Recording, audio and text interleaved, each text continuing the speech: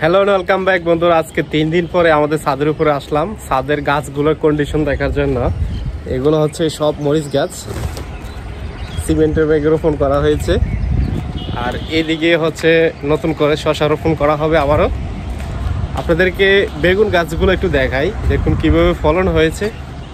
প্রতিটি গাছে বেগুন ধরে আছে দেখুন। এটার একটা বিশেষত্ব হচ্ছে হাউস যদি এভাবে বানিয়ে আপনারা গাছ রোপণ করেন ছাদের উপরে, এটাতে কিন্তু 2 দিন বা 1 দিন পর পর পানি দিলেও কোনো সমস্যা হবে না, কারণ এটাতে পর্যাপ্ত পরিমাণে মাটি দেওয়া যায়। সেই কারণে এটাতে যদি আপনারা 1 থেকে 2 দিন পর পর পানি দেন কোনো সমস্যা হবে না। এভাবে হাউসগুলো আপনারা বানাবেন। দেখুন একটা পাখি ছিল এখানে।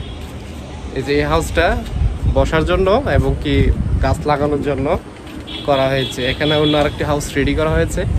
মাটির স্বল্পতার কারণে কিন্তু আমরা মাটিগুলো ফিল আপ করতে পারছি না। 3 তলা বিল্ডিংয়ের উপরে মাটিটা ক্যারি করে আনা কিন্তু অনেক টাফ। আপনাদেরকে এইদিকে একটা চাইনিজ পেয়ারা গাছ দেখাই। দেখুন পেয়ারা গাছটা কীভাবে বৃদ্ধি হচ্ছে, গ্রো হচ্ছে। দেখুন এটা হচ্ছে চাইনিজ পেয়ারা গাছ। পেয়ারা অবশ্য ধরে নাই, এটাতে ফুল এসে ফুলগুলো কিন্তু ঝরে যাচ্ছে। কখন যে পেয়ারা ধরবে এটা গাছে গোড়ালিতে কিন্তু পানি নাই, আজকে পানি দিতে হবে। 3 দিন যাবত এগুলোতে পানি দেওয়া হয় না। আর এই মরিচ গাছগুলোতে দেখুন মরিচের ফুল আসছে। আপনারা দেখুন দেখুন দেখা যাচ্ছে কিনা, এই যে এখানে এগুলোতে কিন্তু প্রচুর পরিমাণে মরিচ ধরে। ওইদিকে একটা বিষাক্ত পোকা।